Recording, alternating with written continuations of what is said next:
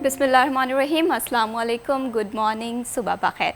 मैं हूँ महविश शरीफ, city at 10 में खुशामदीद। इस उम्मीद और इस दुआ के साथ कि आपके दिन का आगाज़ बेहतरीन हुआ होगा, बामकसद हुआ होगा, पुरसुकून हुआ होगा। सिटी एट 10 में हम शामिल करते हैं आपके दिन को बेहतर बनाने के लिए मुख्तलिफ टिप्स और इसके साथ साथ शहर की वो तमाम ख़बरें जो आपकी ज़िंदगी से जुड़ी होती हैं और किस तरह से वो आपकी ज़िंदगी पर असरअंदाज हो रही होती हैं, इस पर भी बात करते हैं। आज हम बात करेंगे तजावुज़ात के ख़िलाफ़ जो ऑपरेशन का आगाज़ हो चुका है, कैसा जा रहा है ये ऑपरेशन।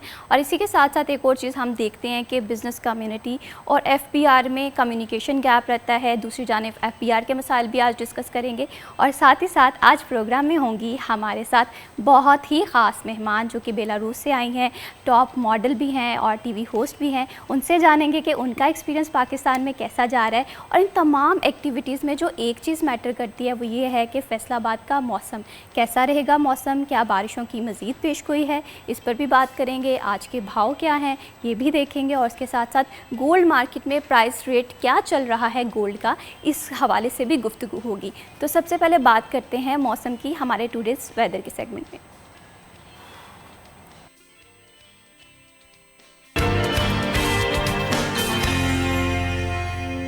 फैसलाबाद के वेदर के हवाले से बात करें तो आज और कल थोड़ी सी कमी जो है हम देख रहे हैं गर्मी की शिद्दत में।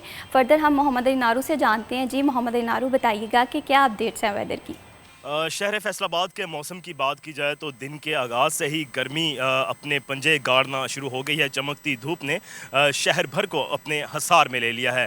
इसके साथ साथ जो महकमा मौसमियात है उसकी जानिब से भी अच्छी खबर आई है कि शहर फैसलाबाद में आज गरज चमक के साथ बरखा बरसने के भी इम्कानात ज़ाहिर किए जा रहे हैं। फ़िल वक्त जो शहर का ज़्यादा से ज़्यादा आज दर्जा हरारत जाएगा वो 35 डिग्री सेंटीग्रेड होगा और जो कम अज़ कम दर्जा हरारत शहर फैसलाबाद का रिकॉर्ड किया गया है 27 डिग्री सेंटीग्रेड रिकॉर्ड किया गया है। इसके साथ साथ चलने वाली हवाओं की रफ्तार 3 किलोमीटर फ़ी घंटा रिकॉर्ड की गई है और हवा में नमी का तनासुब फ़िल वक्त कमोबेश 75% रिकॉर्ड किया गया है। शहर फैसलाबाद के साथ साथ जो तहसीलें हैं, तांदने वाला हो, समंदरी हो, जड़ांवाला हो, चकजुमरा हो, तहसील का जो सदर का इलाका हो, हर तरफ गर्मी ही गर्मी है और चमकती धूप ने पंजे गाड़े हुए हैं।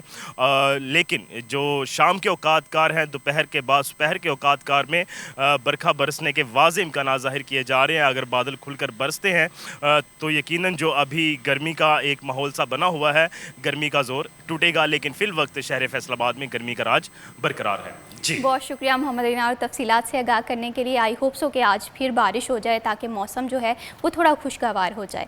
बढ़ाते हैं प्रोग्राम को आगे। अब बात करते हैं कुछ फैसलाबाद के मसाइल के हवाले से। फैसलाबाद एक बड़ा शहर है और शहर की अगर प्रॉब्लम्स के हवाले से बात करें तो मैं ये समझती हूँ कि कुछ ना कुछ ऐसी प्रॉब्लम्स हैं जो कि सॉल्व होने का नाम नहीं ले रही हैं। अगर तजावुज़ात के हवाले से बात करें तो ये ऑपरेशन बहुत अच्छे से कंटिन्यू हुआ था, लेकिन हमने देखा कि दरमियान में आकर थोड़ा सा स्लो डाउन हो गया था।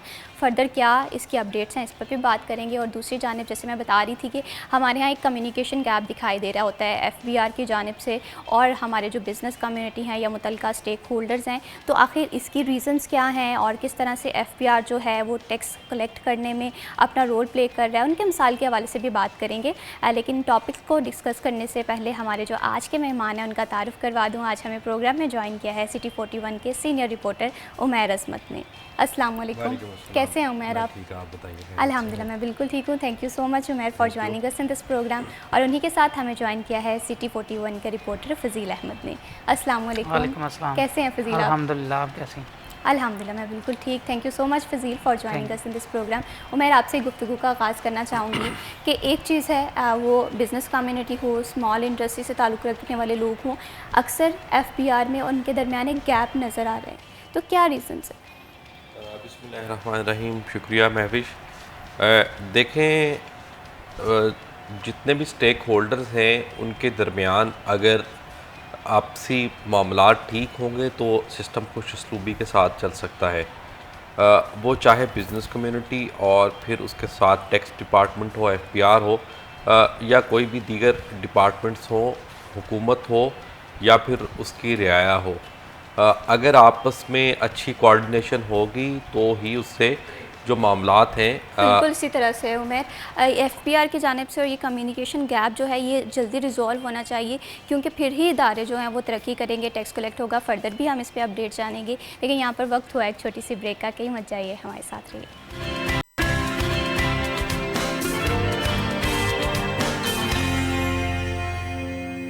सिटी एट 10 में एक दफ़ा फिर आप सब लोगों को खुशामदीद। हम बात कर रहे थे एफबीआर के मसाइल के हवाले से। हम देख रहे थे कि बिज़नेस कम्युनिटी, स्मॉल इंडस्ट्री या कोई भी कारोबार से वाबस्ता शख्सियत होती है, एफबीआर की तरफ उनके कुछ ना कुछ तहफ़्फ़ुज़ात होते हैं। लेकिन एफबीआर के तरफ से क्या क्या मामलात हैं, क्या क्या मसाइल हैं, उन पर भी बात कर रहे थे। तो फजील, हम जहाँ से हमारी गुफ्तगू का तसलसल रूटा था वहीं से आगाज़ करते हैं। आखिर क्या गैप है, क्यों इनके मसले मसाइल या आपस में कोऑर्डिनेशन ठीक नहीं हो पा रही?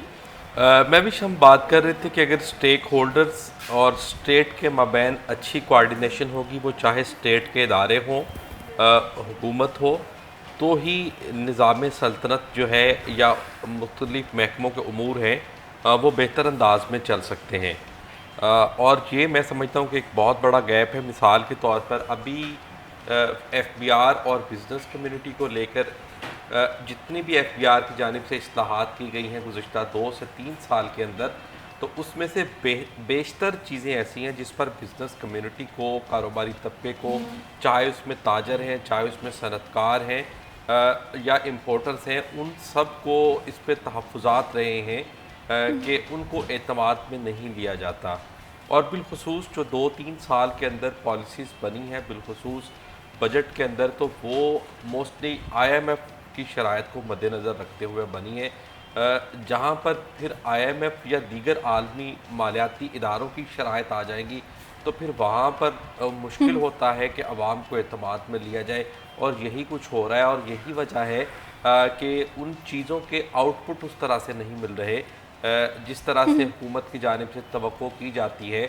और उसकी वजह से टैक्स कलेक्शन में भी इश्यूज़ आते हैं, उसकी इम्प्लीमेंटेशन में भी इशू आते हैं, इन्फोर्समेंट में भी इश्यूज़ आते हैं। मिसाल के तौर पर गुज़िश्ता माली साल के दौरान एफबीआर ने प्रॉपर्टीज़ पर एक फ़ेडरल एक्साइज ड्यूटी जो थी वो लागू कर दी थी। उससे जो प्रॉपर्टी के स्टेक होल्डर्स थे वो शदीद मायूस हुए, उनकी जानिब से रद्द-ए-अमल भी दिया गया और ये भी कहा गया कि उसकी वजह से बिज़नेस जो है वो बुरी तरह से डिस्टर्ब हो रहा है। मगर जब उसकी आउटपुट हमने देखी तो आउटपुट कुछ भी नहीं थी।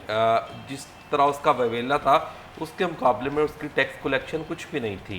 तो यूँ ये जो स्कीम थी या मंसूबा जो था वो नाकाम हो गया और हुकूमत को बिलाखिर वो उस पर स्टेप बैक होना पड़ा।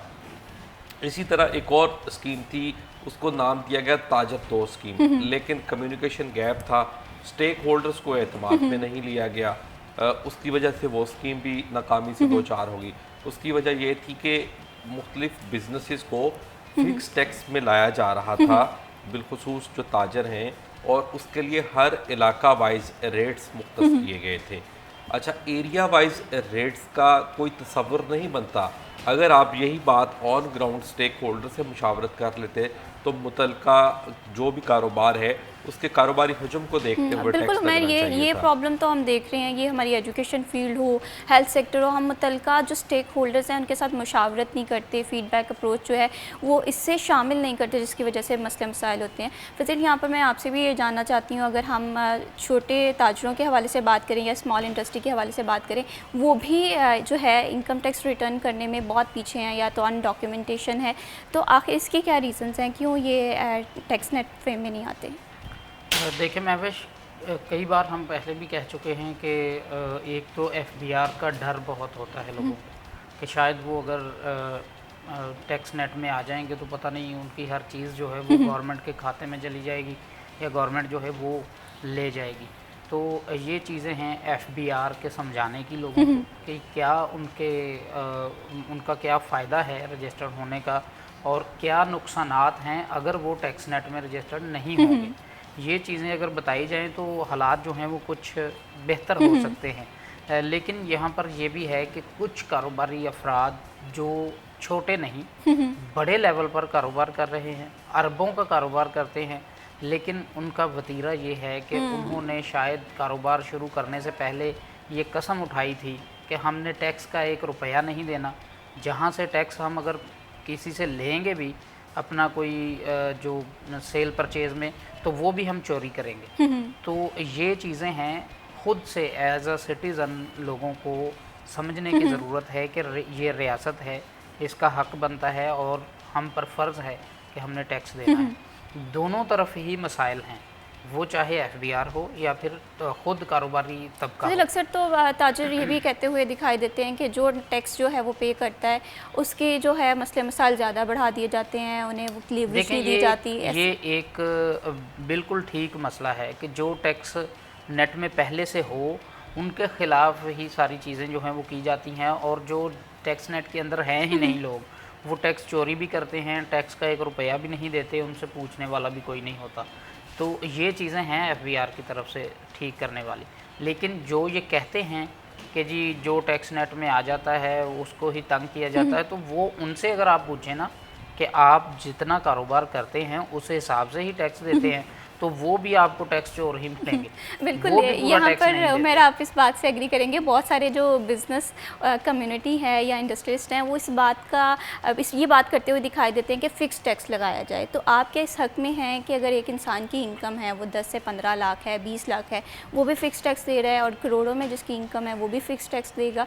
आप इस चीज़ को किस तरह से देखते हैं? अच्छा, मैं इसमें 2-3 पॉइंट क्लियर कर देता हूँ।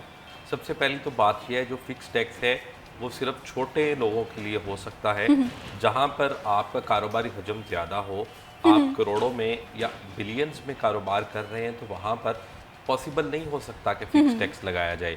फ़िक्स टैक्स उस जगह पर होता है जहाँ पर छोटे छोटे कारोबार हैं, उनके पास डॉक्यूमेंटेशन का कोई सिस्टम मौजूद नहीं है, उनका जो कारोबारी लेन देन है वो भी उस तरह से रेगुलराइज नहीं है, डिजिटलाइज नहीं है, उसका उस तरह से रिकॉर्ड नहीं है, और ना ही वहाँ से कोई बहुत बड़ी टैक्स कलेक्शन हो सकती है।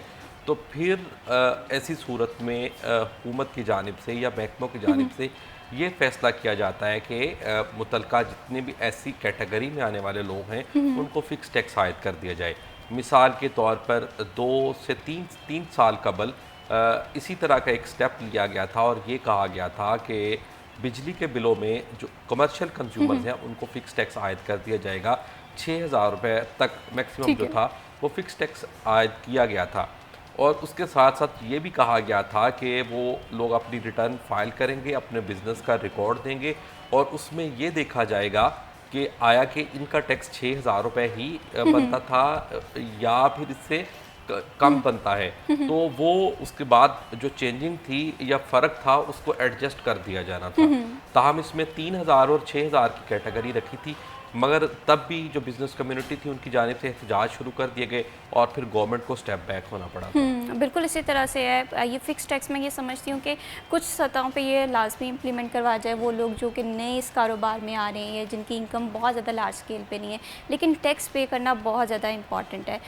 अगर उमर यहाँ पर हम देखें कि हमारी जो इकॉनमी है वो डॉक्यूमेंटेशन की तरफ उस तरह से नहीं बढ़ रही जिस तरह से हम दावे कर रहे थे, अभी भी कैश पे मामला चल रहे हैं, तो इस चीज़ को किस तरह से यकीनी बनाया जाए या बनाया जाएगा हुकूमत की जानिब से कि अब हम कैसे डिजिटलाइजेशन की तरफ जाएं?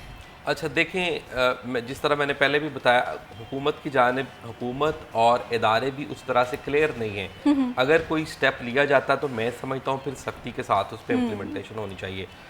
उसकी एक छोटी सी मिसाल है, रवा माली साल का जो फाइनेंस एक्ट है उसमें एक चीज़ ये शामिल की गई थी कि जो लोग कैश में कारोबार कर रहे हैं उनकी हौसला शिकनी की जाएगी, और अगर 2 लाख रुपए से ज़ायद फ़ी इनवाइस, मतलब अगर एक बिल किसी भी शख्स का 2 लाख रुपए से ज़ायद का है, ख़रीदारी का, कारोबारी तबके का, और वो उसकी अदायगी अगर कैश की सूरत में करेगा तो फिर एफबीआर उसको इजाफी टैक्स आयद करेगा। वो टैक्स किस तरह से आयद होना था, उसमें जो उस 2 लाख रुपए में उसकी पैदावारी लागत थी, मतलब आम तौर पे 80% एज्यूम की जाती है पैदावारी लागत, जो उसकी 80% पैदावारी लागत थी टोटल अमाउंट में से, उसमें से 40% पैदावारी लागत को एफबीआर ने एक्सेप्ट करना था, 40 को सज़ा के तौर पर कटौती कर देनी थी, यानी कि 50% को कटौती कर देना था उसकी पैदावारी लागत को।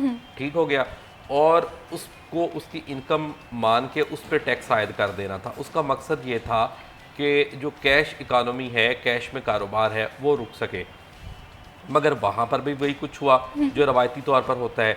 जब ये आयद किया गया, एक तो जो छोटे ताजर हैं या आम लोग हैं वो क्लियर ही नहीं थे, और एफबीआर की भी इसमें गफलत थी कि एफबीआर क्लियर ही नहीं कर पाया लोगों को ये है क्या चीज़। अवाम की जानिब से इस पर रद्द-ए-अमल आना शुरू हो गया, मार्केट्स में स्ट्राइक हुई, एहतजाज की कॉल दी गई, और फिर एफबीआर और गवर्नमेंट को बैक स्टेप पे जाना पड़ा और इसको महदूद कर दिया गया और यह कहा गया कि बिजनेस टू बिजनेस जो कैटेगरी है सही। उसमें इसका इम्प्लीमेंटेशन अब नहीं होगी। आप 2 लाख जमा करवाएं कैश बैंक में, 10 लाख जमा करवाएं, जितना भी जमा करवाएं ये बैंकिंग ट्रांजैक्शन ही कंसीडर होगी। जबकि पहले ये कहा गया था कि सिर्फ क्रॉस चेक की सूरत में जो रकम जमा होगी, लेन देन होगा, या फिर ऑनलाइन बैंकिंग के जरिए जो पैसे ट्रांसफ़र होंगे सिर्फ उन्हीं को बैंकिंग ट्रांजैक्शन तस्वर किया जाएगा। अगर कैश की सूरत में मैं 2 लाख से ज़्यादा पैसे बैंक में जमा करवाता हूं तो उसको बैंकिंग चैनल तस्वर नहीं किया जाना था। लेकिन फिर गवर्नमेंट एक स्टेप पीछे चली गई और उसको एक्सेप्ट कर लिया गया। ताहम अब एक और फिर उसमें चेंजिंग कर दी गई कि जो रिटेलर्स हैं यानी कि परचून फरोशाम हमारी मार्केट से, या फिर कैश ऑन डिलीवरी यानी कि ऑनलाइन अशिया फरोख्त करने वाले लोग हैं, उस पर वो शर्त अब भी बरकरार है कि अगर वो 2 लाख रुपए से जायद रकम बैंक में जमा करवाएंगे तो उसमें से उनकी जो पैदावारी लागत है वो जस्ट 50% बैंक जो एफबीआर जो है वो तस्लीम करेगा और बाकी जो 50% उनकी पैदावारी लागत है उसको सजा के तौर पर उनकी आमदन डिक्लेयर करेगा और उस पर टैक्स आयद कर देगा। तो ये अभी चल रही है, लेकिन इशू ये है कि अगर हुकूमत या एफबीआर कोई पॉलिसी बनाती है तो फिर खुद ही उससे पीछे हट जाती है अगर थोड़ा सा भी रद्द-ए-अमल आता है। लेकिन यहाँ पर मैं ये भी तो बात है ना कि हमारे यहाँ प्रेशर ग्रुप बहुत ज़्यादा ताकतवर होते हैं कि कोई भी अगर पॉलिसी लेकर आई जा रही है जो कि टैक्स के हवाले से बहुत अच्छी है तो वो उस तरह से इम्प्लीमेंट नहीं करवा पा रही है। सख्त स्टेप्स लिए जाएंगे तो ही चीज़ें बेहतरी की जानिब जा सकती हैं। अगर आप रवायती तौर पर हर बार पीछे हटते रहेंगे तो सिस्टम बेहतर नहीं हो सकेगा। अगर आपकी इकानमी टोटली ऑनलाइन बैंकिंग की तरफ जाती है, डॉक्यूमेंटेशन की तरफ जाती है, तो उससे ये चीज़ें बेहतर हो सकेंगी। पेपरलेस इकानमी ज़रूरी है। बिल्कुल, और पेपरलेस इकानमी के लिए इक़दाम करने की बहुत ज़्यादा ज़रूरत है। यहाँ पर मैं फ़ज़ील आपसे भी अगर बात करूँ, हम देखते हैं कि स्मॉल इंडस्ट्री या ऑनलाइन बिज़नेस तो वो लोग भी बहुत ज़्यादा परेशान रहते हैं टैक्स के हवाले से। अगर हम स्पेसिफ़िकली ताजरों को देखें, आर्ट बाज़ारों के, तो टैक्स के मामले में वो क्यों पीछे हैं? हम देखते हैं कि जितनी भी शॉपिंग कर रहे हैं, अगर मैं आर्ट बाज़ारों में जा रही हूँ तो मुझे बहुत कम दुकानों पे पता चलेगा कि कार्ड पेमेंट मौजूद है। देखिए महविश, ये एक तरीक़ाकार है टैक्स ना देने का। अगर वो ऑनलाइन ट्रांजैक्शन करेंगे, कार्ड से पेमेंट लेंगे तो वो रिकॉर्ड का हिस्सा बनेगी और फिर उनको उस पर टैक्स भी देना पड़ेगा। अब कैश का, या मैं ख़रीदार हूँ, मुझे पता है कितने की चीज़ ली है, या फिर बेचने वाले को पता है कि कितने की उसने बेची है, और वो फिर आपको बिल भी देते हैं जो आपको बॉल पॉइंट के साथ लिख के अपने लेटर पैड के ऊपर दे देते हैं। अब जब उन्होंने एंट्रीज़ करनी है वो अपनी मर्ज़ी से कर सकते हैं। हमें 5,000 की चीज़ सेल करके वो बेशक 2,000 की उधर लिख लें। जो उन्होंने अपना कोई टैक्स अगर देते हैं, जो पहली तो बात ये है कि 8 बाज़ारों के अंदर कुछ 70 से 80%, शायद उमैर भाई बेहतर बताएं, 70-80% लोग ऐसे हैं जो 1 रुपया टैक्स देने को तैयार हैं और ना दे रहे हैं। और देखा जाए इतनी कारोबारी, इतना बड़ा कारोबार हब है, यहाँ पर लाखों करोड़ों की शॉपिंग भी होती है, होलसेल कारोबार भी चल रहा होता है। आप देखें 70 से 80% सिर्फ 8 बाज़ारों के अंदर ऐसे लोग हैं, और इसी तरह से पूरे मुल्क के अंदर आपके कारोबारी अफराद जो हैं वो फिर 60 से 70% होंगे जो टैक्स देने का नाम ही नहीं लेते। उसके अंदर ज़्यादातर आपके छोटे ताजर ही आते हैं। जो बड़े लेवल पर कारोबार करते हैं उनकी मजबूरी होती है कुछ ना कुछ टैक्स देना। हाँ, चोरी कर लेना वो अलग चीज़ है, कहीं ना कहीं से वो कोई ना कोई तरीका ढूंढ लेते हैं, लेकिन कुछ ना कुछ तो देते हैं ना। छोटे ताजरों को समझाने की ज़रूरत है, गाइड करने की ज़रूरत है, उनको बताने की ज़रूरत है, एजुकेट करने की ज़रूरत है कि आपने टैक्स देना है तो ये मुल्क चलना है, ये मुल्क चलेगा तो आपके कारोबारी हालात भी बेहतर रहेंगे। अगर आप देंगे कुछ नहीं तो फिर गवर्नमेंट से भी कोई तवक्को न रखा करें कि गवर्नमेंट हमारे लिए ये रिलीफ दे, ऐसा रिलीफ दे। कुछ नहीं कर सकती गवर्नमेंट ने कौन सा आसमान से चीज़ें लेकर आ जानी हैं, पैसे लेकर आ जाने हैं। हुकूमती ख़जाने में कहाँ से आना है पैसा? बिल्कुल, हमने टैक्स देने हैं तो हुकूमती ख़जाने में पैसे जाने। जब आप देंगे कुछ नहीं तो फिर आप लेने का भी हक नहीं अब बिल्कुल इसी तरह से एक तरफ हम बड़ी बड़ी डिमांड्स करते हैं कि बिल्कुल। हमें हमारे शहर में ये फैसिलिटेशन भी चाहिए, लेकिन जब हमें हमारा रोल प्ले करने की ज़रूरत होती है या जब हमें रोल प्ले करना चाहिए वहाँ पर हम टैक्स नहीं पे करते। लेकिन यहाँ पर मैं एक ये भी समझती हूँ कि एक और चीज़ है कि शहरियों को उनके राइट्स के हवाले से नहीं पता। फॉर एग्ज़ाम्पल मैं अगर एक शॉप पर जा रही हूँ, वहाँ पर मुझे मैंने कार्ड यूज़ करना है, कार्ड पेमेंट नहीं मिल रही और एक अच्छा खासा मॉल है या शॉप है, लेकिन मुझे नहीं पता कि यहाँ पर मेरे राइट क्या है या क्या अवेयरनेस है, यहाँ पर टैक्स चोरी हो रहा है। देखें बहुत सारे जो बड़े बड़े स्टोर्स हैं वहाँ पर तो ये चीज़ें हैं, कार्ड से पेमेंट होती है, आपको बिल दिया जाता है और बाकायदा तौर पर उस पर चीज़ें मेंशन होती हैं कि आपका पीओएस जो है वो कितना काटा गया है, सेल्स टैक्स कितना है, वो सारा कुछ उस पर मेंशन होता है। टैक्स के हवाले से तो हम बात कर ही रहे हैं, लेकिन 8 बाज़ारों में एक और भी बड़ा मसला था, वो तजावुज़ात का था। फिर हमने देखा फरवरी में ऑपरेशन स्टार्ट हुआ, बहुत अच्छा फीडबैक रहा, लेकिन उसके बाद हमें ये एहसास हुआ कि ये जो ऑपरेशन जिस तेज़ी से जिस हिम्मत से स्टार्ट हुआ था, थोड़ा सा आके स्लो डाउन हुआ है। मौजूदा सिचुएशन क्या है? देखें जो ऑपरेशन था वो जब शुरू हुआ तो उसी दौरान भी रुकवाने की कोशिशें की गई। आपके तमाम फैसलाबाद के जो बड़े बड़े सियासतदान हैं उन्होंने सर तोड़ कोशिशें की, लेकिन वो चूँकि उसमें हम ये भी नहीं कहते कि म्यूनसिपल कॉरपोरेशन का अमला है जो उसकी बड़ी बहादुरी थी, वही अमला था, वही इदारा था जो जब से पाकिस्तान बना है उससे कुछ देर बाद ही ये शहर जब आबाद हुआ तो वो बन गया था।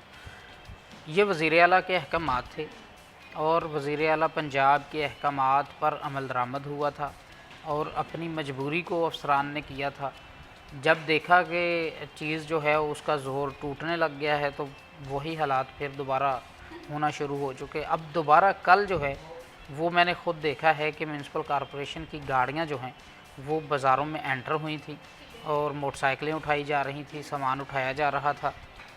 अब ये मुझे समझ नहीं कि क्या ये ऑपरेशन जो है वो दोबारा उसी लेवल पर होगा या कि सिर्फ ये वही चक्कर है जो आज से 8, 9, 10 माह पहले था कि एक दफ़ा चक्कर लगाया बाज़ारों का और फिर उससे अगले घंटे में गाड़ी के बगैर बंदे आए और हिसाब किताब किया और निकल गए।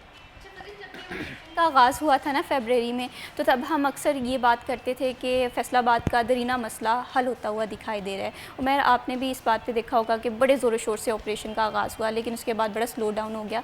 तो अब का अगर मौजूदा सिनेरियो के हवाले से बात करें तो आप क्या समझते हैं कि फैसलाबाद के जो तजावुज़ात का दरीना मसला है ये हल होता हुआ दिखाई दे रहा है कि माजी की तरह ये भी एक वक्ती कार्रवाई है?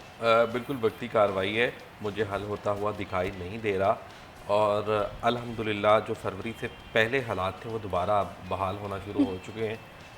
न सिर्फ 8 बाज़ार बल्कि के फैसलाबाद के जो दीगर एरियाज़ हैं वहाँ पे भी अब सिचुएशन वही बहाल होना शुरू हो चुकी है। और जिस तरह से फजील ने कहा वाकई ऐसा होता है जब भी किसी गवर्नमेंट की जानिब से इस तरह के कोई स्टेप्स लिए जाते हैं। शहबाज शरीफ जब CM पंजाब थे तो तब भी इस तरह के स्टेप्स जो थे वो लिए जाते थे और वो तमाम चीज़ें आर्जी साबित होती हैं। जो ही जो सूबे का सरबराह है, CM है या फिर वो मुतलका मिनिस्ट्री का सरबराह है, उसकी नज़र थोड़ी सी हटती है उस मामले से कुछ अर्सा ख़बरों में रहने के बाद, तो उसके बाद फिर वही चीज़ें जो हैं वो दोबारा होना शुरू हो जाती हैं। उसकी वजह ये मैं आई होप सो कि फैसलाबाद का ये जो दरीना मसला है ये हल होता हुआ दिखाई दे। अब अगर तजावुज़ात का ऑपरेशन दोबारा से इसका आगाज़ हुआ है तो ये इसी तसलसल से रहे ताकि फैसलाबाद की जो है वो तजावुज़ात से जान छूट सके। बहुत शुक्रिया उमर फॉर जॉइनिंग इस प्रोग्राम। बहुत शुक्रिया फजील, आपने हमारे प्रोग्राम को वक्त दिया, क्योंकि फैसलाबाद के मसले मसाइल की बात करें तो तजावुज़ात एक ऐसा मसला है जो कि पार्किंग में भी डिस्टर्बेंस क्रिएट करता है। आप ख़रीदारी के लिए जा रहे हैं 8 बाज़ारों में तब भी प्रॉब्लमेटिक होता है। तो आई होप सो कि ये मसला हल होता हुआ दिखाई दे। यहाँ पर वक्त हुआ एक छोटी सी ब्रेक का, कहीं मत जाइए, हमारे साथ रहिए।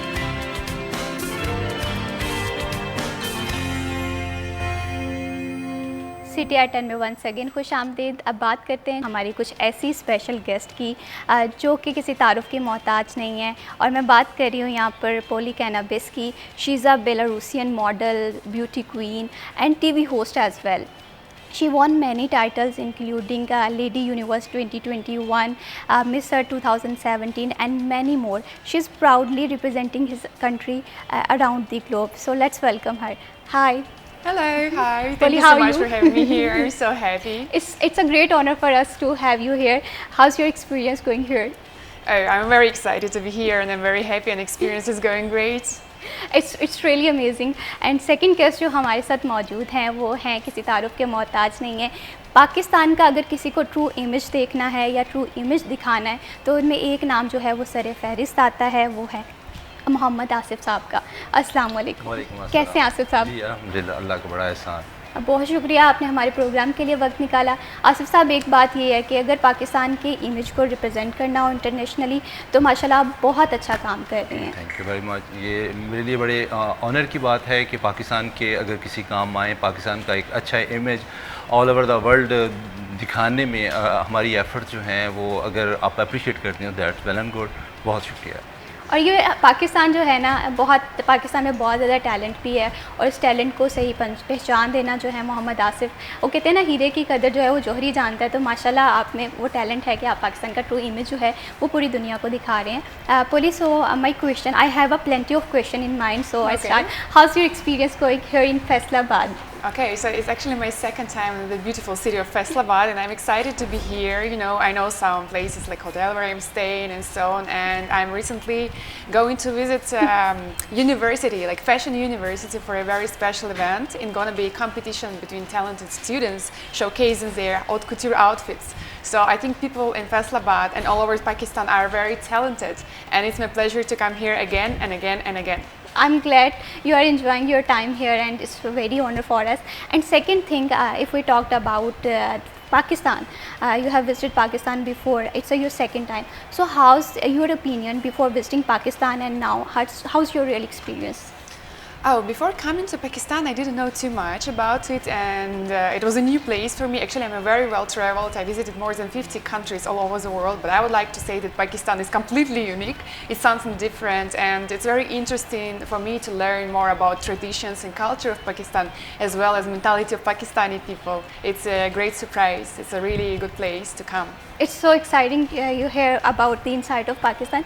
आसिफ साहब, आपसे अगर बात करें, अगर हम पाकिस्तान के फ़ैशन इंडस्ट्री को देखें तो आप पाकिस्तान की फ़ैशन इंडस्ट्री को कहाँ पर देख रहे हैं? पाकिस्तान में फ़ैशन के हवाले से जो एक मिथ है वो बहुत एक ऑकवर्ड सी है, ठीक है, लेकिन इसमें जो लीडिंग हमारी सिटीज़ हैं उनका जो फ़ैशन इंडस्ट्री को लेके और नए नए आर्टिस्टों को, फ़ैशन के जो डिज़ाइनर्स हैं उनको लेके एक बड़ा ही अच्छा इमेज है, क्योंकि फैसलाबाद हमारी हब है, मैनचेस्टर ऑफ पाकिस्तान है कहा जाता है इसको। ये क्योंकि कपड़े के हवाले से बात करें, इंडस्ट्री के हवाले से बात करें तो यहाँ पे बहुत से पोटेंशियल है, तो इन्हीं चीज़ों को मद्देनज़र रखते हुए, लेकिन फ़ैशन के हवाले से अगर हम फैसलाबाद को देखें तो थोड़ा सा ये बैकवर्ड, हम उन सिटीज़ की रिगार्डिंग देखें कि इस्लामाबाद, कराची और लाहौर, उस हवाले से थोड़ा सा ये बैक फुट पे है। तो इसी इमेज को ख़त्म करने के लिए हमारी जो ये एफर्ट है, एफएस एंटरटेनमेंट की जो एफर्ट है वो यही है कि जो स्पेशली हम फोकस कर रहे हैं स्टूडेंट्स के ऊपर, लाइक हमारे फिटअप के बच्चे हैं, बहुत पोटेंशियल है, जिसी वुमेन के बच्चे हैं, स्पीडेड के बच्चे हैं, एग्रीकल्चर के बच्चे हैं, इस तरह डिफरेंट इंस्टीट्यूट्स में जो फैशन पढ़ाया जा रहा है वो उनका जब टैलेंट हमने देखा तो हमें लगा कि यार इन बच्चों को एक ऐसा प्लेटफॉर्म मिलना चाहिए कि जहाँ पे ये अपने टैलेंट को बनवा सकें। तो ये सारी एक्टिविटीज़ जो है वो उन्हीं बच्चों के लिए, पोली को स्पेशल बुलाने का मकसद, पाकिस्तान का विज़िट कराने का मकसद यही है कि उन बच्चों की हौसला अफजाई हो सके। मैं एक दफ़ा फिर ये बात कहूँगी कि आप माशाल्लाह पाकिस्तान को बहुत अच्छे से रिप्रेजेंट कर रहे हैं। पाकिस्तान हो, फैसलाबाद के टैलेंट को पहचान देना, एक नई डायरेक्शन देना, ये बहुत कम लोग इस पे काम कर रहे हैं। तो आसिफ साहब उन्हीं लोगों से हैं। फर्दर भी पोली कैनबिस से बात होगी फैसलाबाद को लेकर, फैसलाबाद की कुज़ीन को लेकर, लेकिन यहाँ पर वक्त हुआ एक छोटी सी ब्रेक का, कहीं मत जाइए, हमारे साथ रहिए।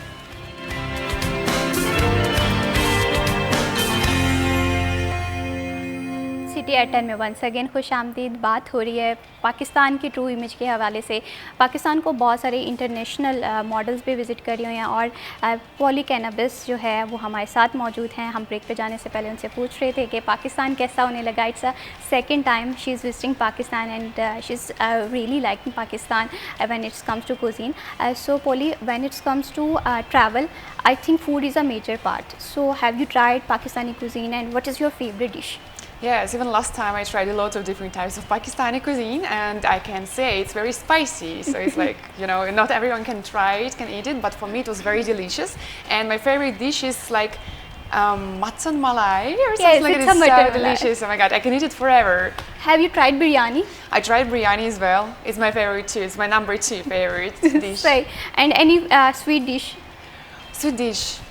You know, I like mangoes from Pakistan. I like fruits because I'm a model. I need to stay fit, and Pakistani mangoes are one of the most delicious in the world.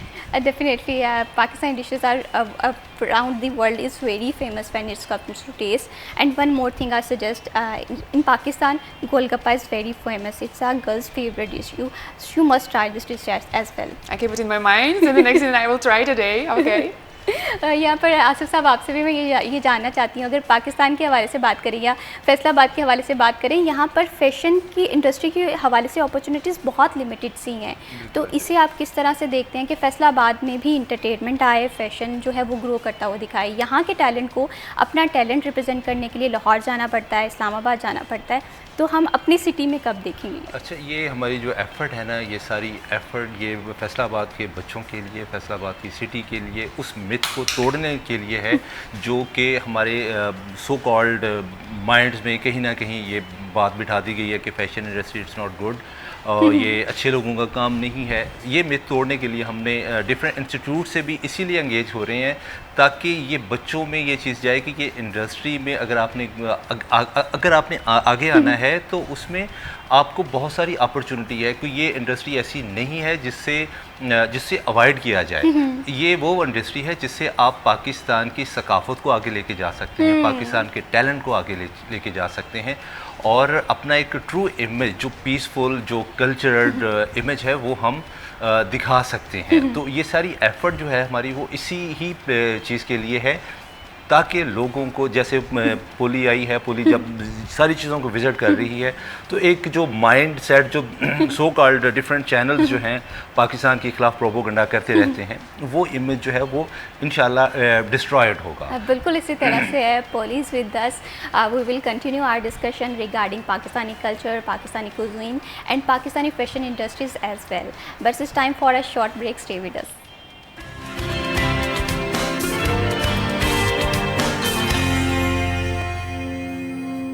Welcome back at city at 10। और हम लोग बात अक्सर करते हैं कि फैसलाबाद में fashion opportunities नहीं है और बहुत सारी गर्ल्स हैं जो कि फ़ैशन इंडस्ट्री को ज्वाइन करना चाहती हैं। और जब हम मॉडलिंग के हवाले से बात करते हैं तो सबसे डिफ़िकल्ट चीज़ जो हमें लगती है वो ये है कि how to do cat walk. और आपकी ये जो आसानियाँ, ये आज हम लाइव प्रोग्राम में आपको बताएंगे। मिस यूनिवर्स 2021 हमें ख़ुद सिखाएंगी कि किस तरह से कैट वॉक करते हैं। So Polly, I am very bad at catwalk, could you please give us a demo how to do catwalk confidently?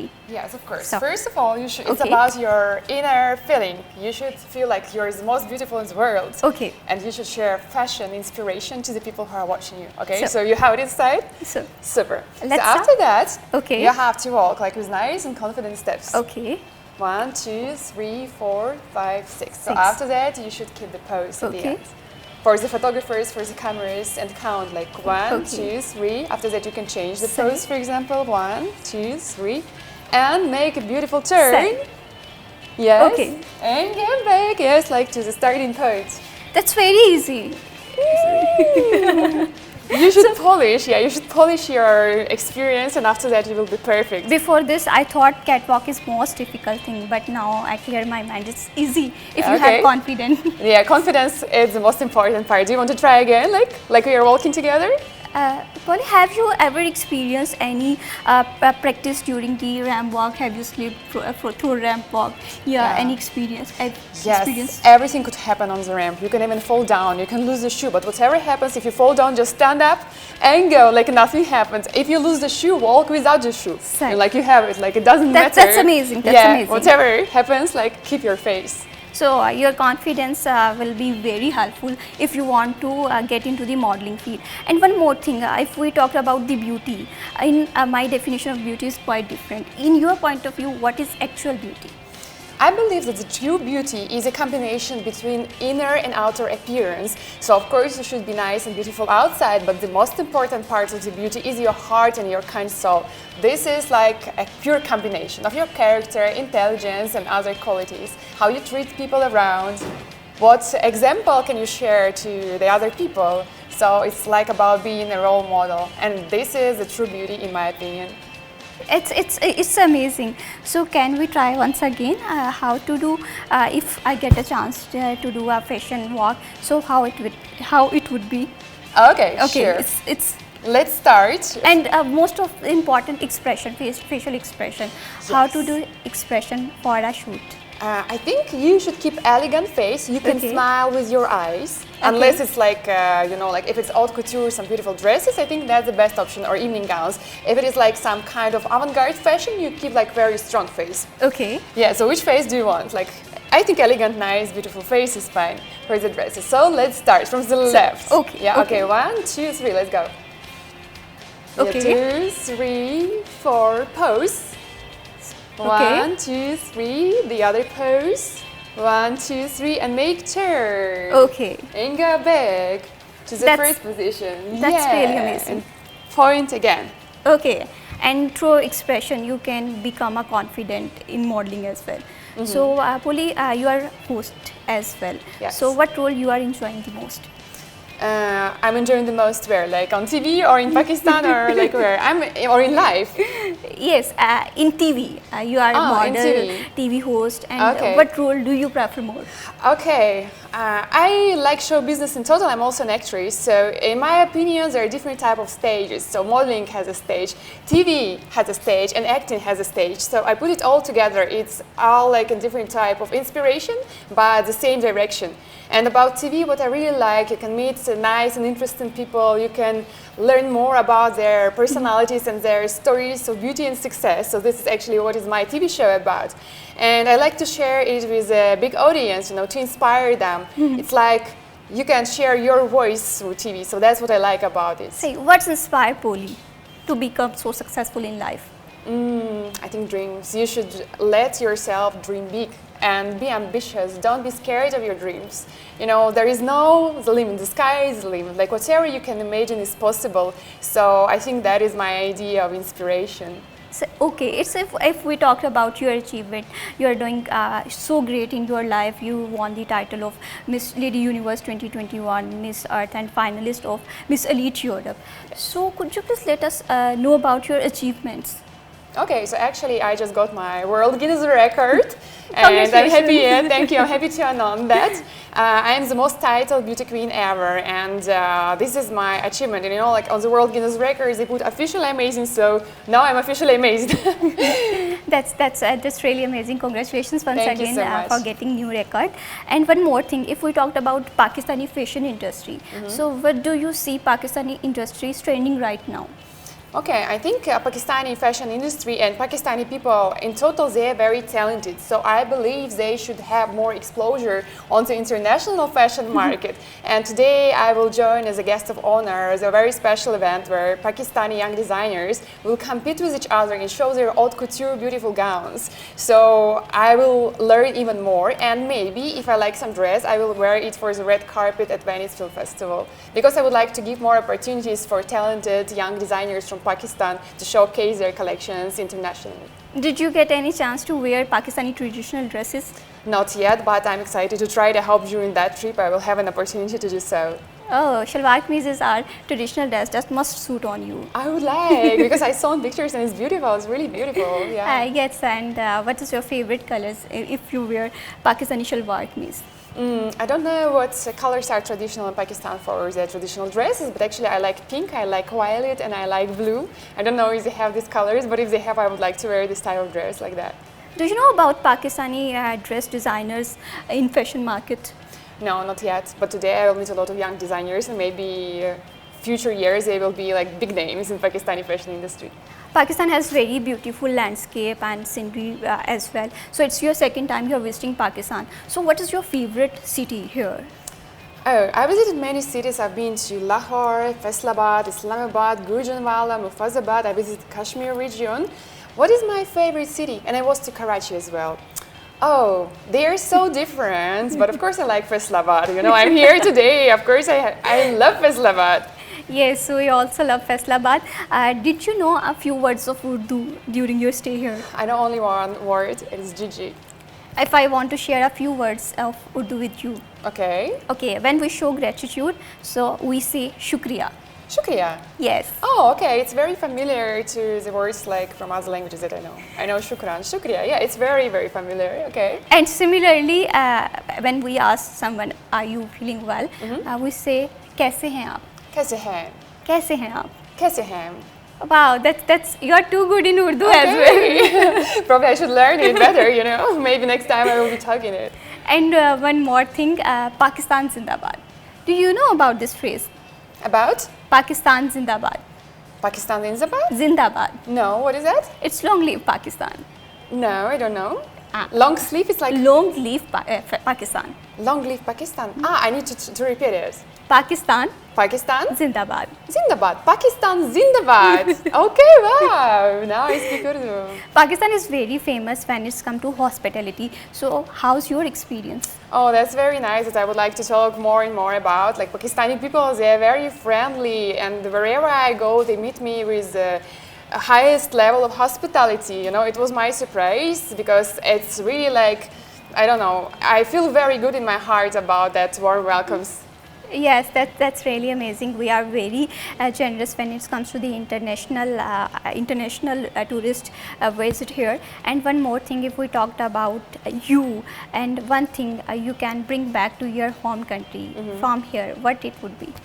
I think it will be some Kashmir scarves.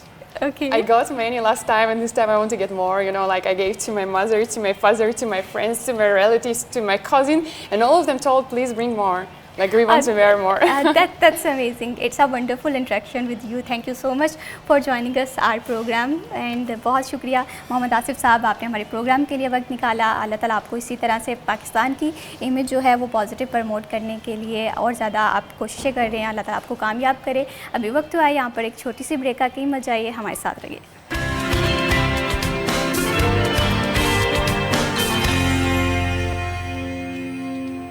City at 10 में once again खुश आमदीद बढ़ाते हैं programme को आगे. अब बात करते हैं कुछ ख़वातीन के हवाले से. ख़वातीन हमारी सोसाइटी का एक बहुत इंपॉर्टेंट हिस्सा है. कोई भी मुल्क तरक्की नहीं कर सकता. ख़वातीन हमें हर शोबे में दिखाई देती हैं, लेकिन फिर भी अक्सर एरिया में ऐसे लोग भी हैं जो कि ख़वातीन को उनके हकूक़ नहीं दे रहे होते. ये प्रॉपर्टी के मसले हों, हम देखते हैं कि ख़वातीन को उसमें हिस्सा नहीं दिया जाता. इसी तरह से घर में भी अक्सर ऐसे लोग भी हैं जो कि डोमेस्टिक वायलेंस बहुत ज़्यादा करते हैं. तो ऐसे में सबसे इम्पॉर्टेंट जो चीज़ पता होनी चाहिए वो एक ख़ातून को उसके राइट्स के हवाले से अवेयरनेस होनी चाहिए. ख़वातीन के राइट्स क्या हैं, इस पर हम बात करेंगे. क़वानीन में कौन कौन से शिक्के मौजूद हैं जो कि एक ख़ातून को फैसिलिटेट कर सकती हैं. इन तमाम टॉपिक को हम आज के प्रोग्राम में कवर करेंगे. लेकिन इससे पहले जो हमारे आज की ख़ास मेहमान हैं उनका तारुफ करवा दूँ. आज हमें प्रोग्राम में ज्वाइन किया है अंतलीब अनवर चौधरी साहिबा ने. आप एडवोकेट हैं हाई कोर्ट. अस्सलाम वालेकुम. कैसी हैं आप? फाइन. आप कैसी हैं? अल्हम्दुलिल्लाह मैं बिल्कुल ठीक. Thank you so much for joining us in this program. Andleeb साहिबा, सबसे पहले हम अगर गुफ्तगू का आगाज़ करें, मैं ये समझती हूँ कि हमारे यहाँ एक तरफ ख़वातीन बहुत ज़्यादा एम्पावर हैं और दूसरी जानिब ऐसी ख़वातीन भी हैं जिनके साथ डोमेस्टिक वायलेंस होता है, या अभी रिसेंटली अगर तलाक रेशो के हवाले से बात करें तो ये काफ़ी ज़्यादा बढ़ती हुई दिखाई दे रही है. बीइंग एडवोकेट, आप क्या समझती हैं कि वो कौन से फैक्टर्स हैं जो हमारी सोसाइटी में इस रेशो को बढ़ा रहे हैं? एक्चुअली मैं बीइंग एडवोकेट जो मैं असेस करती हूँ हमारी सोसाइटी में डाइवोर्स की शरह, इसमें बिहाइंड द रीज़न्स बहुत सारी हैं. लाइक सबसे पहले होता है lack of knowledge, poverty and लोगों को अपने अवेयरनेस के बारे में पता नहीं होता. हाई एक्सपेक्टेशंस, बहुत ज़्यादा एक्सपेक्टेशंस बढ़ा लेती हैं. लव मैरिजेस भी बीच में आ जाता है. ऐसे है कि किसी की लव मैरिज हुई, लाइक ये बुरी बात नहीं है बट वो क्या है कि हमारी सोसाइटी में उनकी एक्सपेक्टेशंस बहुत हाई हो जाती हैं. लव मैरिज में एक चीज़ ये भी देखी है कि अगर लड़का पसंद कर भी रहा है, शादी हो भी रही है, तो शायद इन लॉज उसे उस तरह से एक्सेप्ट नहीं कर पाते हैं. इन लॉज ये भी बिहाइंड द रीजंस ये भी हैं, बट मैं जो अपनी असेसमेंट के अकॉर्डिंग आपसे बात करूँगी वो ये है कि जो मैंने असेस किया, मेरे पास केसेस मैरिजेज़ आते हैं, मैं वो उसके बारे में बताऊंगी। लव मैरिजेज़ में हाई एक्सपेक्टेशंस हो जाती हैं फीमेल मेल दोनों, बोथ साइड से, और उनको ये होता है कि हमारे हकूक़ जो है, हमें एक दूसरे को वो टाइम देना, वो एक्सपेक्ट जो कर लेते हैं वो नहीं होते, तो वो लास्ट एंड डाइवोर्स हो जाता है। फिर लैक ऑफ नॉलेज हो जाता है, आपको अवेयरनेस नहीं होती अपने राइट्स के बारे में। मेल जो है वो प्रेशराइज करता है फीमेल को। फीमेल समटाइम ज़रूरी नहीं है कि फ़ीमेल का मतलब मेल का कसूर हो, समटाइम फीमेल भी बहुत प्रेशराइज करती हैं, दैट्स वाई एंड हो जाती है। और नॉलेज, समटाइम नॉलेज नहीं होता, और समटाइम पॉवर्टी, गुर्बत इतनी होती है कि दोनों बोथ साइड से वो अपने मतलब फुलफ़िल नहीं कर पा रहे जो वो लोग एक्सपेक्ट कर रहे हैं एक दूसरे से। इवन के समटाइम बेसिक नीड्स भी पूरी नहीं हो रही, तो वो एंड हो जाता है डाइवोर्स पे। तो इसी तरह बिहाइंड द रीज़न ये है। और फिर पेशेंस की बात आ जाती है। समटाइम मेल नहीं बियर करते, समटाइम फीमेल बियर नहीं करती, तो ये रीज़न्स हैं। और अब तो हमारी सोसाइटी में day by day, last week I think so 10 cases मैंने फाइल किए हैं डाइवोर्स के। तो ये हमारा कितना अलमिया, हालांकि सबसे ज़्यादा नापसंद चीज़ जो है वो तलाक है। अल्लाह पाक के नज़दीक, बीइंग मुस्लिम, अल्लाह पाक के नज़दीक हम सबको अवेयरनेस है कि अल्लाह पाक ने जो हलाल चीज़ों में नापसंद किया है वो तलाक की है। बिल्कुल इसी तरह से है। लेकिन अगर हम मनदीप साहिबा देखें ख़वातीन के हवाले से या मर्दों के हवाले से, नो डाउट ख़वातीन जो हैं इनमें भी कसूर होता है, लेकिन मेजॉरिटी हम देखते हैं कि डोमेस्टिक वायलेंस का शिकार ख़वातीन हो रही हैं। अगर हम इस रेशो को सोसाइटी में देखें तो आप कहाँ पर देख रही हैं? बहुत ज़्यादा, आई थिंक सो 70-75% मतलब परसेंटेज के हिसाब से है। स्नब किया जाता है, उनको प्रेशराइज़ किया जाता है। राइट्स के बारे में जो पढ़ी लिखी जितनी भी आप देखेंगे हमारी हाईली क्वालिफाइड हैं, वो मोस्टली जब चूँकि वो अपने राइट्स के बारे में जानती हैं तो एंड हो जाता है उनकी लाइफ। वो एज अ वर्किंग लेडी वो तो बहुत सक्सेसफुल होंगी, लेकिन अगर आप उनकी पर्सनल लाइफ देखें तो चूँकि वो अवेयरनेस रखती हैं, जब वो अपनी वॉइस अराइज करती हैं इसके लिए, तो वो उनकी लाइफ जो होती है पर्सनल लाइफ वो एंड हो जाती है। और ये भी आपने देखा होगा कि हमारे यहाँ जो ख़वातीन थोड़ी सी एम्पावर होती है, जो अपनी सोच रखती है, उसके बारे में ये अमूमन ये राय पाई जाती है कि शायद ये अपना घर उस तरह से नहीं बसा पाएगी। चूँकि मेल डोमिनेटेड सोसाइटी है ना, हमारा मर्दों का माशरा है। हालांकि इस्लाम ने, नो डाउट, बीइंग मुस्लिम भी हम बात कर लेते हैं कि इस्लाम ने मर्द को औरत पर फजीलत हासिल की हर पर्सपेक्टिव से, बट वहीं पे औरत का मकाम भी बता दिया। आप सल्लम ने एज आ बेटी, एज आ जोजा, एज आ बहन, उन्होंने अपनी लाइफ से अमली नमूना करके दिखाया कि भाई औरत का मकाम क्या है। लेकिन हमारी सोसाइटी में ऐसे जैसे उसको वो रिस्पेक्ट देनी चाहिए वो नहीं है। औरत ज़्यादा एक्सपेक्ट कुछ नहीं करती, एक रिस्पेक्ट है अगर आप औरत को देते हैं। बेसिकली मासूम है, तेज़ नहीं है। और हमारा चूँकि मेल डोमिनेट सोसाइटी, जब वो आगे आने की ट्राई करती है, मुख्तलिफ हर्डल्स क्रिएट कर देते हैं ताकि वो आगे बढ़ ना सके और हमारी ही मतलब डोमिनेंस रहे। बिल्कुल इसी तरह से अगर हम डोमेस्टिक वायलेंस के हवाले से बात करें, बेशुमार ऐसी रीज़न्स हम डिस्कस कर रहे थे जिसमें तहम्मुल नहीं है, और कहीं पर हम देखते हैं कि हम एक दूसरे को स्पेस नहीं दे रहे होते, ये भी रीज़न होती हैं। लेकिन ऐसी ख़वातीन हैं जिन पे बहुत बुरी तरह से डोमेस्टिक वायलेंस हो रहा होता है। हमने माजी में ऐसे वाक़यात भी देखे हैं कि ख़वातीन अपनी जान से हाथ धो बैठती हैं, तो उन्हें ये नहीं पता होता कि क़वानीन में क्या क्या लॉज मौजूद हैं उनकी सेफ्टी के लिए। बिल्कुल हैरेसमेंट है, आप पिटिशन फाइल कर सकते हैं, आप अपनी सेफ्टी के लिए। एक्चुअली में उनको घर के अंदर महदूद कर दिया जाता है, अवेयरनेस नहीं दी जाती। अगर घर से बाहर निकलें लोगों, जैसे अब लास्ट टाइम मेरे पास एक केस आया, मैं पर्सनल वो बताती हूँ। वो कहती हैं मैडम पिछले 2 साल से मैं ना अपने हस्बैंड की ज़्यादती बियर कर रही थी, वो बुरी तरह मारता था, पीटता था विदाउट एनी जेन्युइन रीज़न। अब वो कह रही हैं कि मुझे अवेयरनेस ही नहीं थी, मैंने कहाँ जाना है, मुझे किसी नेबर ने बताया, फिर मैं आपके पास पहुंची और फिर वो हरासमेंट की पिटिशन फाइल की, हमने डाइवोर्स का किया। और फिर जब उसके हस्बैंड ने देखा कि मेरे 5 बच्चे हैं और ये डाइवोर्स ले रही है और फिर ये सेपरेशन हो जाएगी, तो फिर उनका कॉम्प्रोमाइज़ भी मैंने करवाया जब वो एक डर उनको पड़ गया कि नहीं ये सेपरेशन होगी। ऐसे है कि इंसान को अवेयरनेस एटलीस्ट बच्चों को इतनी नॉलेज देना चाहिए कि वो अपने राइट्स एंड रॉन्ग के बारे में जान सके। बिल्कुल इसी तरह से आपको अपने, मैं समझती हूँ खा मर्द हो खा औरत हो, अपने अपने राइट्स के हवाले से इन्फॉर्मेशन होनी चाहिए और लॉ एंड लेजिस्लेशन के हवाले से भी पता होना चाहिए कि अगर हमारे साथ ये मसला आ रहा है तो इसका ये सोल्यूशन भी मौजूद है। यहाँ पर अगर हम बात करें ना ख़वातीन के हवाले से स्पेसिफिकली, तो ये बात भी होती है कि एक खातून जो हैं वो घर में डोमेस्टिक वायलेंस बर्दाश्त कर रही है, गालम गलोच बर्दाश्त कर रही है, सिर्फ़ और सिर्फ इस वजह से कि उसने एक घर बसाना है। अगर वो कानून के पास जाती है, कोई मदद हासिल करती है, इसके बाद क्या उसका घर बस सकता है, ये भी बड़ा सवाल है। डेफिनेटली बसता है। बाहर निकलेंगे जब हमारे पास पहुंचते हैं, मैं फैमिली केसेस में मेरी मोस्टली ये बात है, मेरी कोलीग्स को, मेरी फ्रेंड्स को पता है कि मैं कॉम्प्रोमाइज़ करवा देती हूँ। जब वो बाहर निकलती हैं, जब हम केस फाइल करते हैं, जब ग्राउंड्स बनाते हैं बीच में, जब उन तक हमारी बात पहुंचती है, सम टाइम मेल्स को पता चल जाता है कि अब भाई इसको आइडिया हो गया है। अब अगर मैं, चूँकि फैमिली लास्ट बहुत ज़्यादा फीमेल की फेवर में आ गए, तो अगर उनको आइडिया हो जाता है कि भाई अगर हम बात नहीं मानेंगे तो घर भी जाएगा, बच्चे भी जाएंगे, एंड पे हम भी ख़राब होंगे, तो बहुत सारी, कुछ वो फीमेल की मान लेते हैं, हम कुछ मेल की मनवा के दोनों का म्यूचुअल अंडरस्टैंडिंग से कॉम्प्रोमाइज़ करवा देते हैं। ये मतलब सम टाइम्स ये होता है कि सम टाइम्स ये होता है कि 100% वो बात जब नहीं होनी होती तो फिर नहीं होती, लेकिन सम टाइम्स ये होता है कि केस फाइल करने से वो बचत हो जाती है, बहुत से घर बच भी जाते हैं। सही है। एक तो कम्युनिकेशन गैप अगर रिश्तों में आ रहा है, सामने वाली पार्टी अपनी बात रखती है, खातून अपनी बात रखती है, तो वो कहीं ना कहीं एक म्यूचुअल अंडरस्टैंडिंग जो है वो डेवलप हो जाती है। इसके साथ एक और चीज़ है कि अगर हम बात करें ख़वातीन के हवाले से, बहुत डरती हैं कानून की मदद लेने से कि पता नहीं अगर हम हेल्प आउट, अगर कानून हमें करेगा भी, एक तो मैंने बता दिया कि घर नहीं बचेगा, और दूसरा हमें ये लगता है कि ये सारा तमाम तर निज़ाम बहुत लेंथी है, बहुत टाइम लगेगा और केस पे केस होंगे, अदालत के चक्कर लगेंगे, लेकिन फिर भी फ़ैसला उस तरह से नहीं सुनाई देता। ऐसा कुछ नहीं, ऐसा कुछ नहीं है। ये कानून है कि जो लोग सो गए केस फाइल करके, कानून भी उनके लिए सो जाता है। आप बाहर तो निकलें, आप हमारे तक पहुँचें तो सही। मेरे केसेस में ऐसा कभी मैंने नहीं देखा। मेरे पास फैमिली केसेस में मोस्टली मेरी कॉम्प्रोमाइज़ हो जाता है म्यूचुअल अंडरस्टैंडिंग से।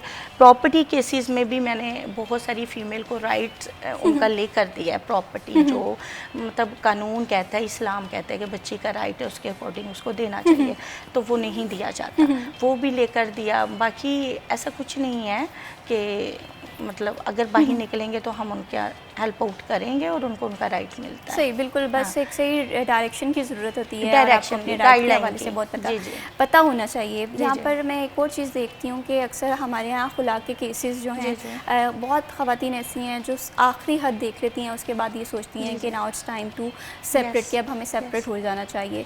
तो ऐसे में बच्चों की ज़िम्मेदारी भी होती है। तो खुला में अमूमन ये तासुर पाया जाता है कि अगर खातून खुद खुला ले रही है तो उससे शायद खर्चा नहीं दिया जाएगा बच्चों का। ये भी मिसकॉन्सेप्ट है, तो इस हवाले से थोड़ा सा बताइए। ऐसा कुछ नहीं है। मेंटेनेंस का लॉ सेपरेट से है और वो बच्चों का ख़र्चा दिया जाता है। इवन कि अगर लड़की सेपरेशन कर लिया है और वो निकाह में है तो औरत का ख़र्चा भी दिया जाएगा, बच्चों का भी ख़र्चा दिया जाएगा अकॉर्डिंग टू लॉ। ऐसा कुछ नहीं है कि उनको ख़र्चा नहीं दिया जाएगा। केस फाइल करेंगे और सेकंड थर्ड हेयरिंग पे उनका खर्चा लग जाता है। और अगर कोई इस रूल को फॉलो नहीं कर रहा, उस पर क्या सज़ा जो है वो इम्प्लीमेंट हो सकती है, इस पर हम बात करेंगे, क्योंकि ख़वातीन के राइट्स के हवाले से अवेयरनेस होना बहुत ज़्यादा ज़रूरी है। यहाँ पर वक्त हुआ एक छोटी सी ब्रेक का, कहीं मत जाइए, हमारे साथ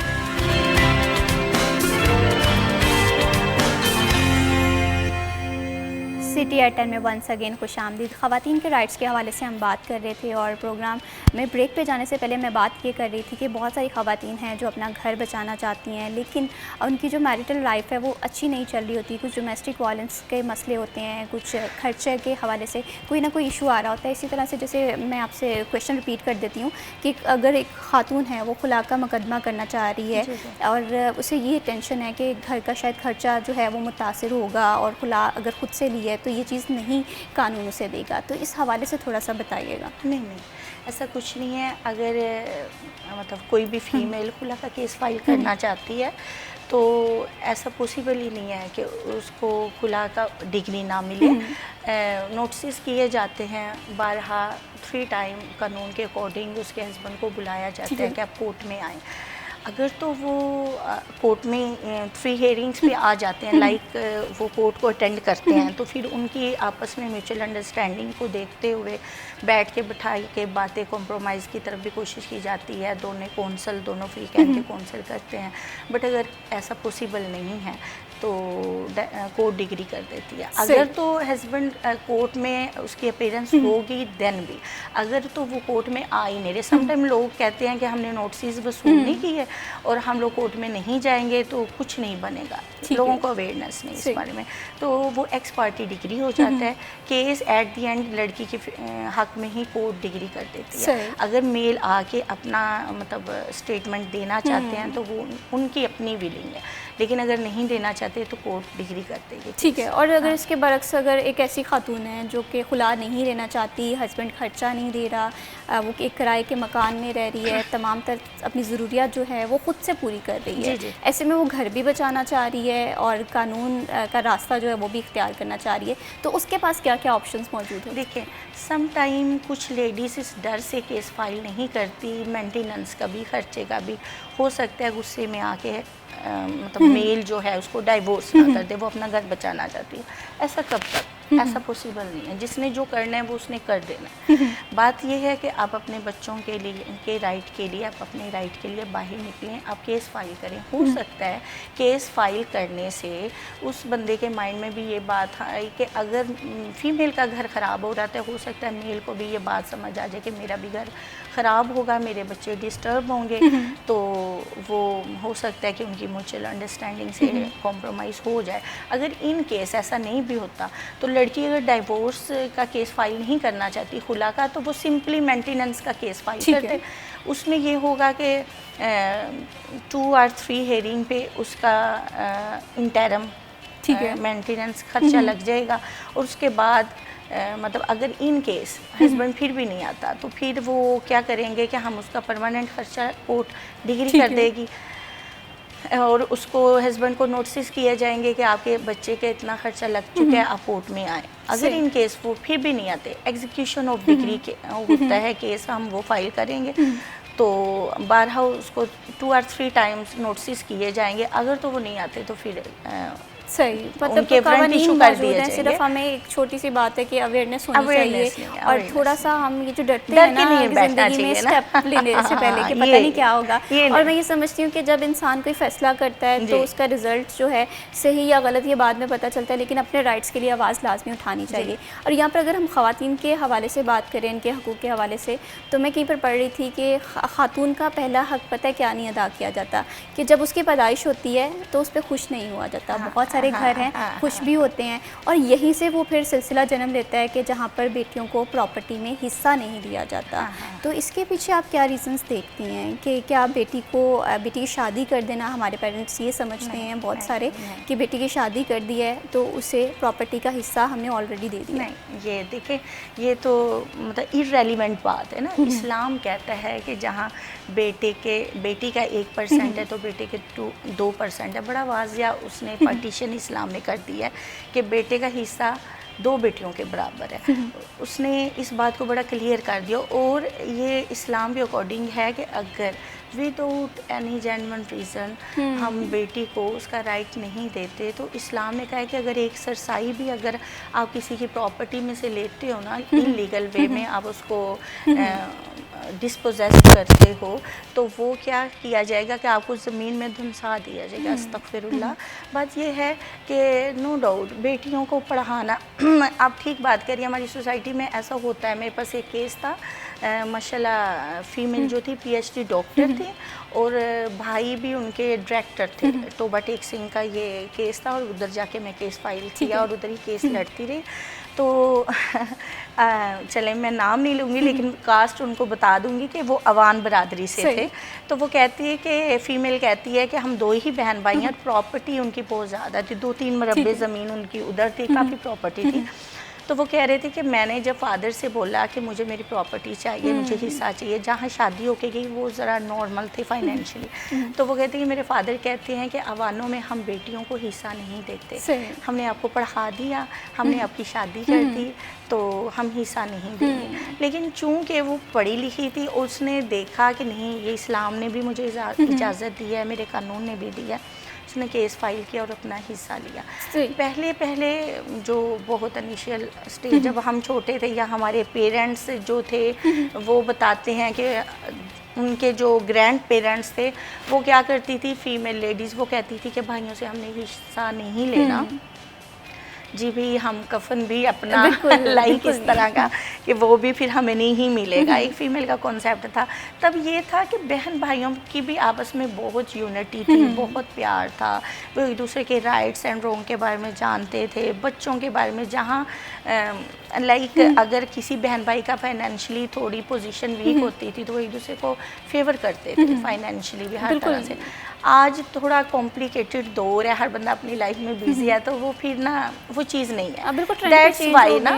तो अभी बहुत लोग इस तरफ आ रहे हैं, काफ़ी लोगों को अवेयरनेस हो गई है, लेकिन अभी भी कुछ लोग रूरल एरियाज़ में ऐसे हैं जहाँ लोगों को अभी भी नहीं आइडिया, तो होना चाहिए, बच्चों का राइट है वो उनको मिलना चाहिए। बिल्कुल, अगर हम देहात के हवाले से बात करें तो अभी भी हमारे यहाँ ये कॉन्सेप्ट पाया जाता है कि अगर बहन ने प्रॉपर्टी में हिस्सा मांग लिया तो भाई सारी ज़िंदगी छूट जाएंगे, तुम अपनी जो लाइफ है शादीशुदा वहाँ पर डिस्टर्ब हो जाओगी, किसी को पता चल जाएगा कि तुम्हारे भाइयों के साथ अब ताल्लुकात उस तरह से नहीं रहे हैं। तो ये बहुत बड़ी रीज़न है कि हम प्रॉपर्टी नहीं मांग सकते, अपना हक भी मांगना हो। नहीं, ये तो अवेयरनेस देनी चाहिए, ये मैं समझती हूँ उसके लिए स्पेशली प्रोग्राम होने चाहिए, मतलब यहाँ पे अवेयरनेस फ़ीमेल को रूरल एरियाज़ में भी, अर्बन एरियाज़ में भी ये प्रोग्राम बनाने चाहिए ताकि बच्चियों को, लेडीज़ को अवेयरनेस हो।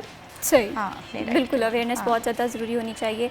मैं ये समझती हूँ कि हम देखें कि बहुत ज़्यादा ख़वातीन हैं, बहुत एम्पावर भी हैं, उन्हें उनके राइट्स भी मिल रहे होते हैं, प्रॉपर्टी के हवाले से भी हम बात करें वो बहुत ज़्यादा खुशहाल होती हैं, लेकिन तस्वीर का दूसरा रुख ऐसा भी होता है जहाँ पर ख़वातीन को प्रॉपर्टी राइट्स भी नहीं मिल रहे होते, जहाँ पर वो घर में भी सफ़र कर रही होती हैं, वर्क प्लेस पर भी सफ़र कर रही होती हैं, वर्क प्लेस पर जो हरासमेंट होती है उसे कैसे टैकल किया जाता है, इस पर भी बात करेंगे। लेकिन यहाँ पर वक्त हुआ एक छोटी सी ब्रेक का, कहीं मत जाइए हमारे साथ।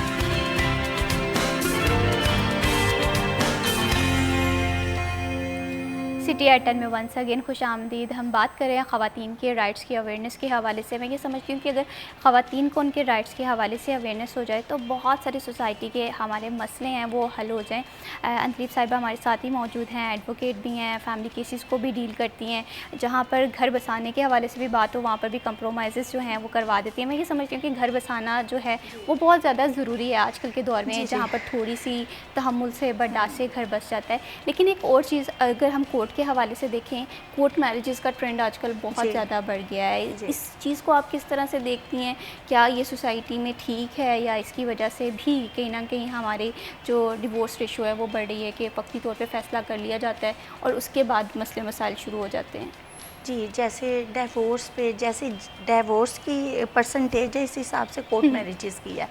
कोर्ट मैरिजेस ये है कि मतलब देखें, अब बच्चे का ब्रॉटअप है, सबसे पहले सोशलाइजेशन कैसे की जा रही है, घर में बच्चों को कितनी अटेंशन दी जा रही है, क्या आपके सेटअप क्या है घर में, ऐसा सा इन्वायरमेंट आप फोकस करें। बाहर हमारे बच्चे बच्चियाँ जा रहे हैं, उनकी फ्रेंडशिप इनके साथ है, क्या एक्टिविटीज़ है।